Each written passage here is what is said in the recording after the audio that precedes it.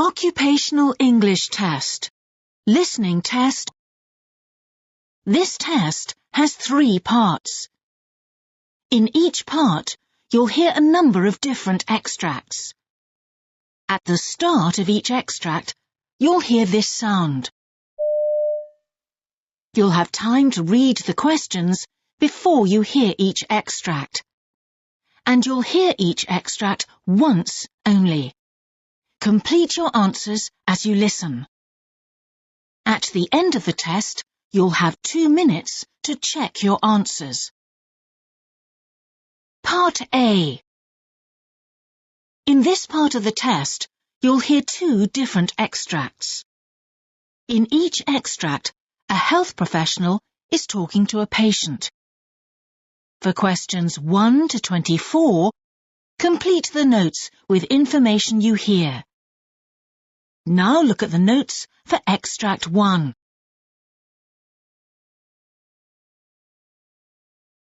Extract 1. Questions 1 to 12. You hear a gastroenterologist talking to a patient called Simon Mortlake. For questions 1 to 12, complete the notes with a word or short phrase. You now have 30 seconds to look at the notes.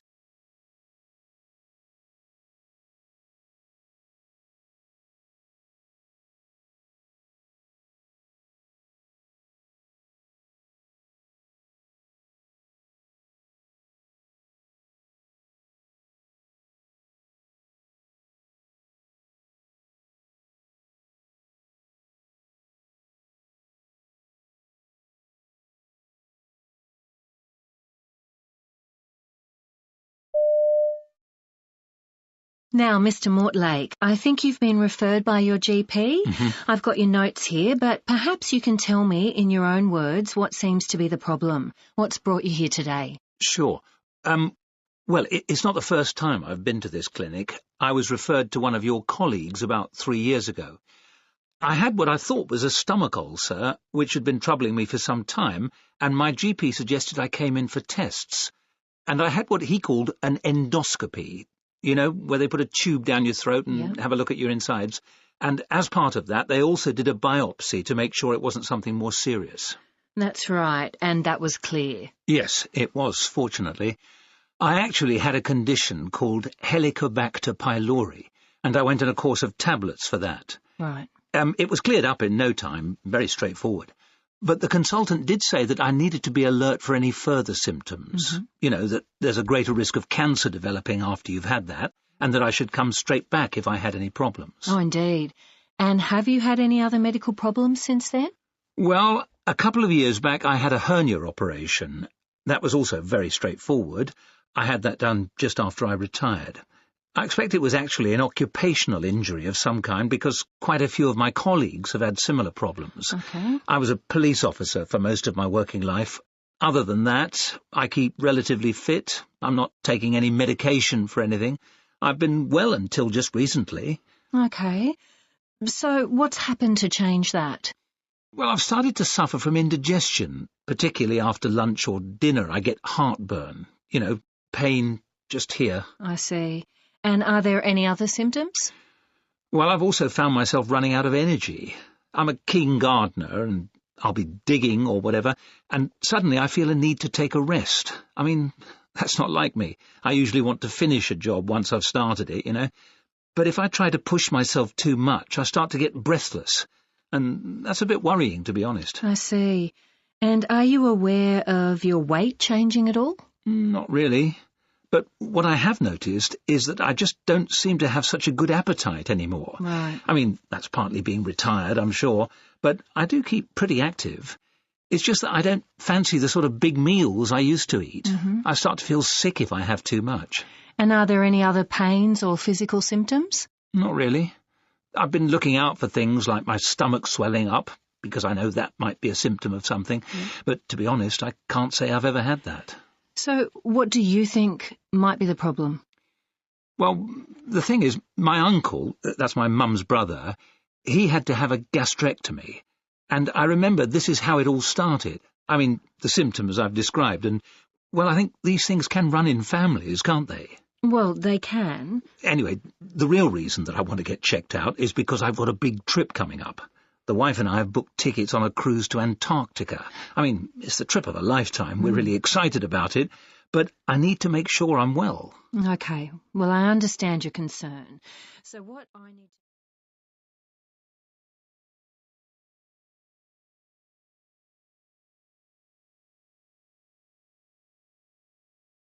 Extract 2. Questions 13 to 24.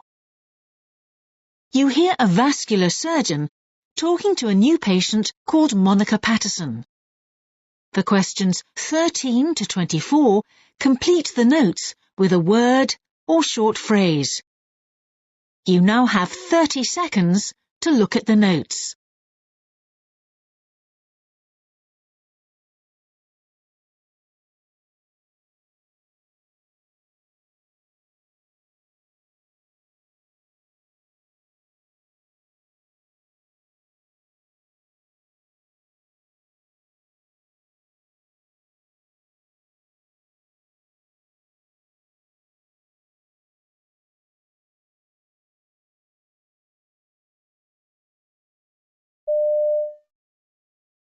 Hello, Mrs. Patterson. Your GP has sent you to see me because of some problems with your legs, is that right? Yes, varicose veins, and they've just been getting worse and worse. Right. Well, I've got some notes here from your GP, but I wonder if you could tell me in your own words when this started and what's happened so far. Well, I guess the first time I had problems with my legs was ages ago, when I was pregnant. My son's 25 now, so that shows you how long ago it was. But everyone knows that varicose veins goes with that, don't they? They look horrible at the time, but then they usually disappear again. And was that the case? Well, by about a year or 18 months later, they'd gone completely. My legs were looking and feeling fine, and I was back at work then too. Uh-huh. What do you do? I was a chef in quite a busy restaurant, so there wasn't much opportunity for sitting around in that job, Doctor, I can tell you. But then, it must be getting on for 4 years ago now. I noticed the veins were coming back. At first I wasn't too concerned, although they seemed to get very scaly, and they itched too around the calves. I tried to follow the advice you find on websites. You know, move around at work, try to keep your feet up on a stool, and avoid crossing your legs. Mm-hmm. And I did insist on getting a bit of exercise every day. I always managed to fit in walking around town after the lunch service, just for about half an hour or so. Good. And what treatments have you had so far, Mrs. Patterson? I first went to see my GP just because they looked ghastly, and I was a bit worried about them. But he said that he could only recommend proper treatment when they got worse and were painful or I had any complications.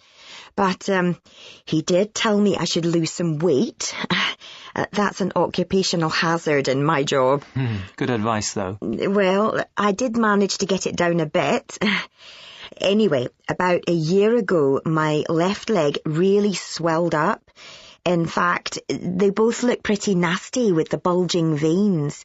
And you can see now, my feet and ankles are really swollen up. Yeah. Also, when I'm in bed, I regularly wake up with terrible cramps. Last night, I didn't know where to put myself. So, then the doctor did an ultrasound scan to see if there was a blood clot. Thankfully, that was all clear.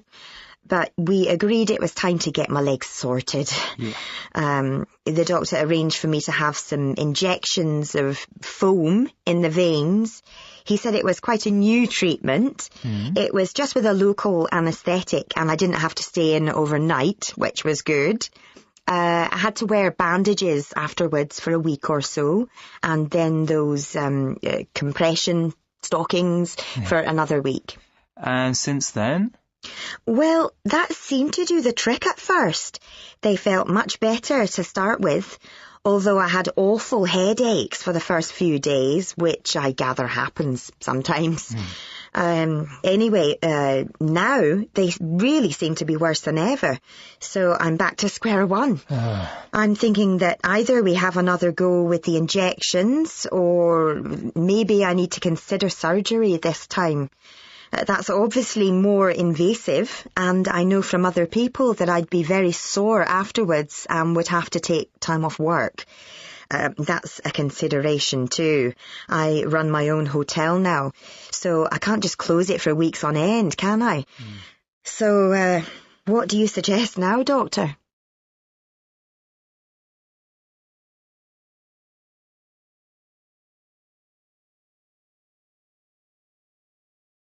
That is the end of Part A. Now look at Part B.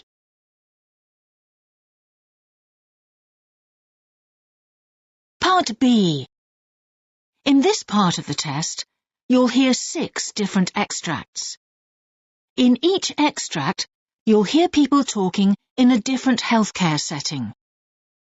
For questions 25 to 30, choose the answer A, B or C, which fits best, according to what you hear. You'll have time to read each question before you listen. Complete your answers as you listen. Now look at question 25. You hear a nurse on an obstetrics ward talking to an obstetrician. Now read the question.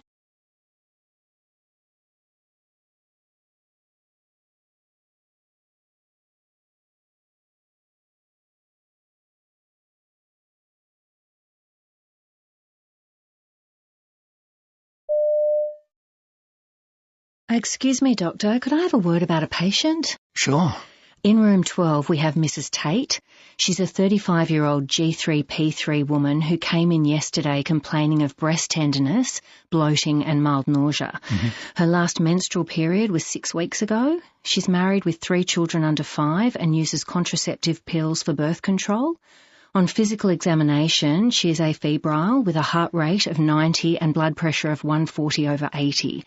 The urine pregnancy test has resulted positive, and transvaginal ultrasound reveals a 6-week sized gestational sac with detectable fetal heartbeat. What's concerning me is that she's visibly distressed. The pregnancy was unplanned and she's anxious about the emotional and financial implications.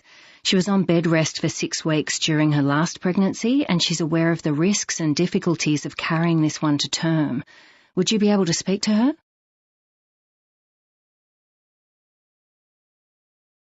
Question 26. You hear a senior doctor giving a group of medical students training in how to conduct a physical examination. Now read the question.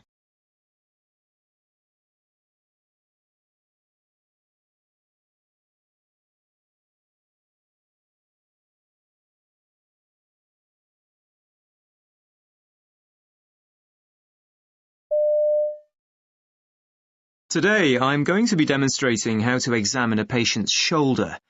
So, you've taken a full history, which means you've got a fairly good idea what it is you're looking for, and it's time for the physical examination. Now, the thing to bear in mind is that the shoulder's an extremely complex joint, and there are many specific tests we can apply during an examination. Therefore, it's best not to jump to too many conclusions about the diagnosis. If you just go looking for that one thing, then you risk missing something else that might be there. So, how to conduct the examination? Well, you need to be organized and follow a set routine. The first thing is to ask your patient to remove their shirt or whatever to expose the area you're examining. Watching the patient do this is often quite instructive with shoulder problems because you can pick up whether they're actually guarding the shoulder as they do that. And that might give a clue as to the possible nature of the pain or exactly where it's located.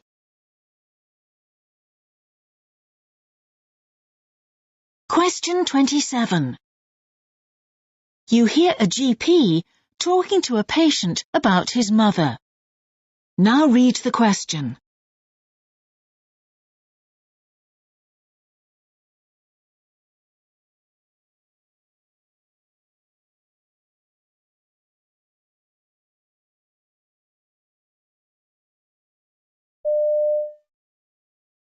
So, how can I help you today? I've come about my mum, actually. You know you referred her to the memory clinic. Yes, that's right. Well, the thing is, she went there and she's been diagnosed with Alzheimer's. I guess we should have known what was coming, but it still comes a bit of a bolt out of the blue, to be honest. Oh, yes, I'm sure it has. Well, Mum seems to be okay with it. It's me, really. I mean, I know what Alzheimer's is, but I don't know that much about it, really. So I thought it'd be best to come and see what I ought to be doing. My mum lives on her own at the moment, and she's coping fine, but how long's that going to be the case? Is there anything I should be doing? You know, is it going to get worse? I mean, do I need to start putting things in place to help her, or is that just going to alarm her? Is she safe to look after herself? Should I be looking out for certain signs or anything? Okay, look, I understand your concerns. Before we go any further, though...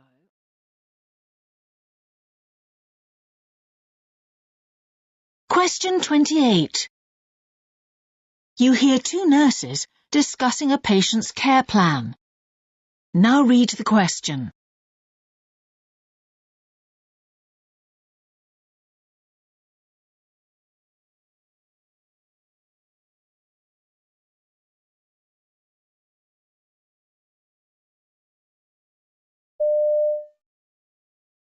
Shall we go over her care plan next? Sure. I'd say that the priority is some Lovenox training, because she's likely to be going home on that. She's been having a little bit of anxiety over this current hospitalization and the recurrence of her condition after a period of remission. She's a high fall risk, and she's also been in acute pain, but that's been well managed, so it's more about the anxiety. Did you have to give anything for that? She was okay without any pharmacological intervention, actually. We've been doing breathing exercises, and they're going well. Okay. Anything else that we should be seeing to? If she can show us that she's able to handle the injections, then we can go ahead and move to sign-off. Okay.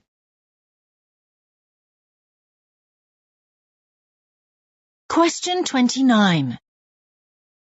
You hear a surgeon briefing his team before an operation. Now read the question.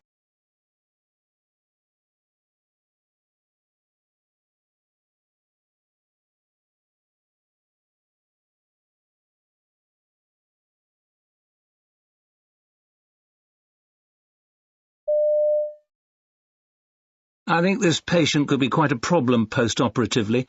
Is he taking oral medications? Yes, he's on phenytoin. OK, so if his gastrointestinal tract becomes unusable, we need to be ready to deliver that intravenously. The other issue with him is that from his records I can see that he's actually had quite a bad time in the post-operative period on previous occasions. He was a heavy smoker, but claims to have cut down considerably. Even so, he's going to have a larger midline incision, so he may be someone that you want to consider for an epidural, because he's likely to be at the extreme edge of the pain threshold. We'll see at the beginning with the wound catheters and PCA. If necessary, we can do the epidural in the recovery room if he's in difficulty. Fine.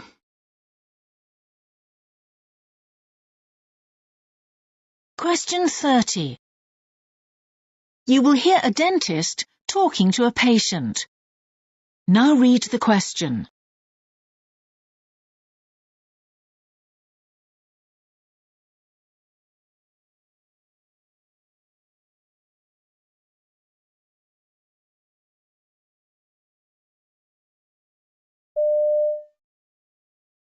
So we're going to fit your implant today?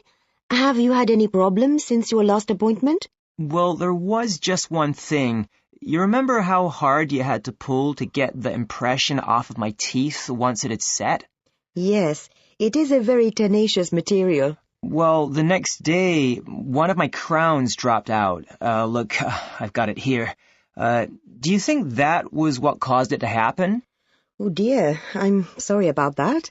I can probably refix it for you today if you want.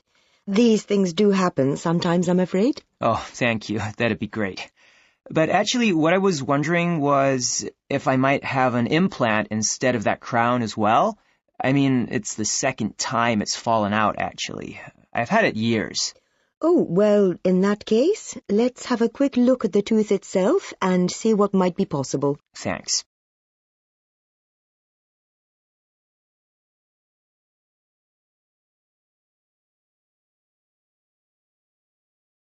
That is the end of Part B. Now look at Part C.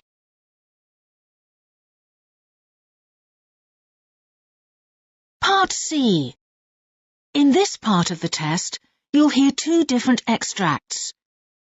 In each extract, you'll hear health professionals talking about aspects of their work. For questions 31 to 42, choose the answer A, B or C which fits best, according to what you hear. Complete your answers as you listen. Now look at Extract 1. Extract 1. Questions 31 to 36. You will hear an interview with a sports injury specialist called Toby Walsh on the subject of hamstring injuries. You now have 90 seconds to read questions 31 to 36.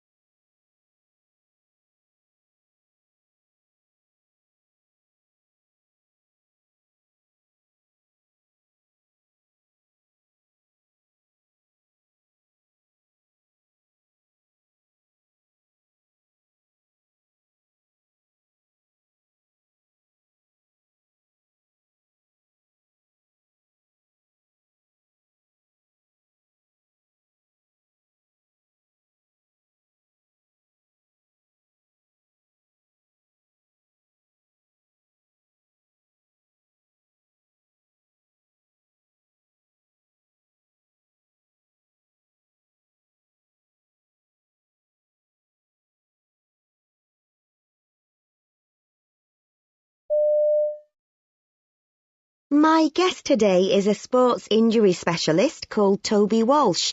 We're going to be talking about hamstring injuries. Toby, hamstring injuries are something sports people at all levels of ability fear getting. Why is this? Well, you're right. Hamstrings are the most significant injury in a number of team sports, including football and rugby, but any sports person could be affected. I think, looking at the statistics, hamstring injuries account for the largest number of lost playing hours amongst professional footballers, even though the average injury only takes about 3 weeks to heal. More worrying for the individual is that once they've had such an injury, the chance of sustaining another one in the same season is as high as 20%, so it can become the thorn in the player's side. That, I think, accounts for the reputation the injury has. So is this an injury that can affect any of us at any time? Well, the hamstrings are a group of muscles in the thigh that allow us to bend our legs and knees effectively. Now, some ethnic groups are more predisposed to these injuries than others, and everyone's chance of tearing the muscle increases with age. But apart from that, they're generally the result of short bursts of movement, like sprinting or suddenly changing direction, and they happen more in certain sports because these are just the sort of movements that players are making. They happen most often at the end of what we call the swing phase of running, just before the outstretched leg hits the ground and the muscles contract to bend the knee. But I'm sure there are ways to prevent these injuries. Well, looking after the muscles themselves obviously helps here. You can do various exercises that actually strengthen the hamstrings and so make them less prone to injury. And of course, warming up before exercise is crucial in avoiding all sorts of muscle strains, and sports people know that. But that isn't the whole story. One interesting finding is that a lot of people who develop hamstring injuries have coexisting back problems, and there would seem to be a correlation. By loosening up the lower back, you also help the nerves that control the hamstring. Flexibility there allows the muscles to function as they should, and there are exercises people can do to help that. And is the risk of hamstring injury something that should be taken into account in training programs? Well, yes. Intensive training, of the sort you do for team sports like football, can put quite a heavy workload on the gluteal muscles, which can lead to a tightening around the hips, creating knots known as trigger points. These, in turn, can cause referred pain in the hamstring, reducing flexibility and increasing the risk of straining or tearing it. I mean, basic stretching exercises can help here, but also we know that muscles are more likely to strain if they're fatigued. Often, during a period of intensive training, you get cumulative fatigue. This can creep up on an athlete, on their muscular system over a number of weeks as the training intensifies. And if an athlete does pull a hamstring, how can the sports injury specialist help? Well, they'll feel the pain, maybe even feel a pop, and they won't be able to continue because the muscle will go into cramp and spasm. There are 3 degrees of severity, and the treatment will vary according to that. Fortunately, as a sports injury specialist, you're often present when the injury occurs, or you can see it on video, so you don't have to rely on a verbal account of symptoms to assess the severity. Initially, you want to stop any swelling as soon as possible. That's your priority. You're going to apply compression bandages and possibly ice. Although there's some debate about that these days, it does ease the discomfort. And you'll certainly elevate the leg and make sure the patient rests up. And how long will the athlete be out of action? Well, as I say, that's going to depend on the severity of the injury. They'll have to rest up for 72 hours, whatever happens, to avoid causing further damage. And things like heat and massage can be just as damaging as movement itself. Oh. A grade 3 injury can take months to heal and can be career-threatening for top athletes. What's more, lack of use can lead to the development of scar tissue and muscle shrinkage. In other words, the muscles won't return to their former state, even if the tear or strain itself heals. So part of my job is to ensure that doesn't happen by getting the muscles working again in the right way as soon as possible.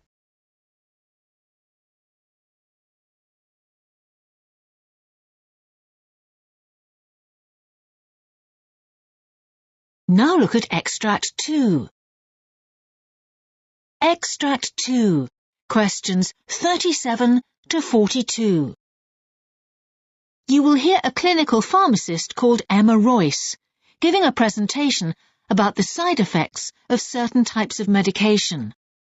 You now have 90 seconds to read questions 37 to 42.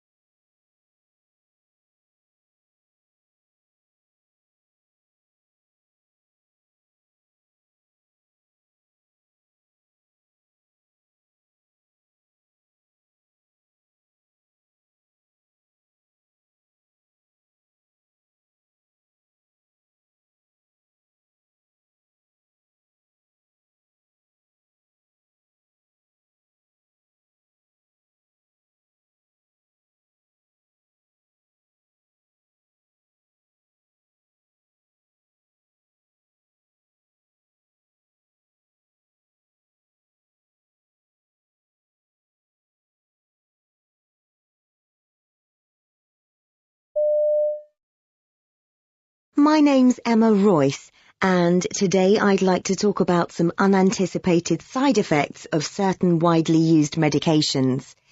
The side effects that I'm particularly interested in involves changes in a patient's behaviour, in particular the onset of what's known as compulsive or pathological gambling in patients suffering from Parkinson's disease. Pathological gambling is essentially an addictive disorder in which the patient feels a need to engage in financial risk-taking in the expectation of gaining a reward. It is characterized by both recurrent and persistent behaviors and can lead to significant distress and the breakup of personal relationships. The condition is thought to affect around 1.4% of the general population, a figure which rises to 7% in Parkinson's patients. It was this finding that led to the realization that there was a link between the medication prescribed for that condition, notably dopamine agonists, and the onset of pathological gambling. So, how common is this side effect of Parkinson's medication? On the surface, it would seem that it remains the exception rather than the rule, only affecting around 1 in 7 users, and not all of those in a severe way.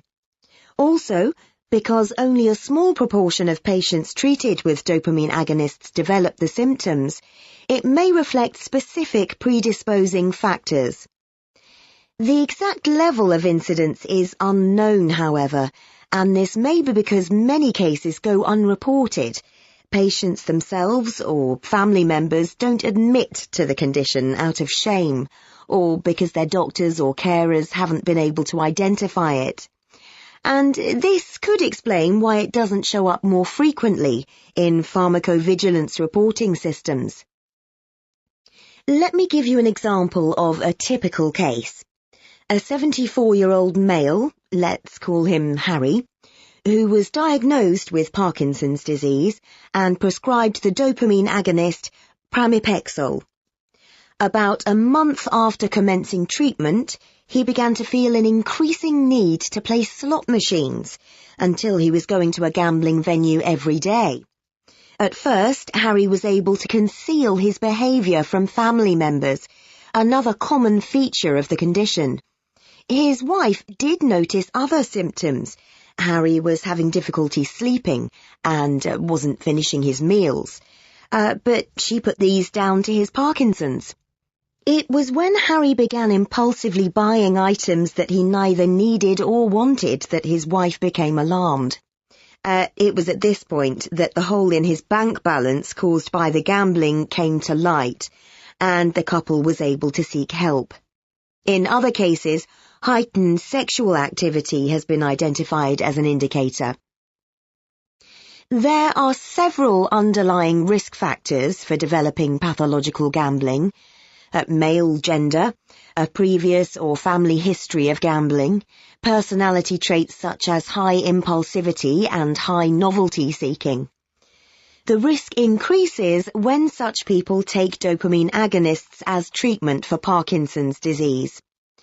Originally, research suggested that the higher the dose, and the longer the duration of the prescription, the greater the likelihood of compulsive symptoms occurring. More recently, however, research into the use of the medication for another condition, restless legs syndrome, or RLS, has shown that symptoms can develop even at low doses. So, what are the long-term effects of these adverse reactions? Pathological gambling seems to be reversible when the dose of the dopamine agonist is reduced, or the patient is transitioned to an alternative medication. Basically, dopamine agonists help Parkinson's patients by replacing the loss of dopamine in areas of the brain that control the ability to move. But the increased dopamine levels then affect other areas, such as the neural system linked to pleasure and reward behaviors and associated emotions, which then manifest themselves as impulsive and compulsive actions. But the effects are not long-lasting. Harry lost all interest in gambling within a month of stopping pramipexole therapy. But sadly, for many patients, the problem isn't picked up before life-changing disruption is caused, as significant gambling debts develop and relationships become strained. So, what can we do to improve the management of these side effects? There's no doubt that Parkinson's is a serious and degenerative disease, so the drugs may represent a reasonable trade-off in terms of risk-benefit analysis. It's hoped that by educating patients and carers about potential side effects, it'll make them more willing to report changes of behaviour. Patients and their carers should be monitored closely for the symptoms, so that as soon as any side effects do emerge, the drugs can be tapered or discontinued.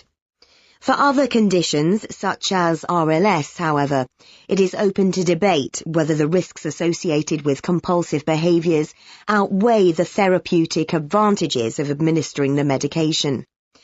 What is needed is further research to establish just how extensive the problem is.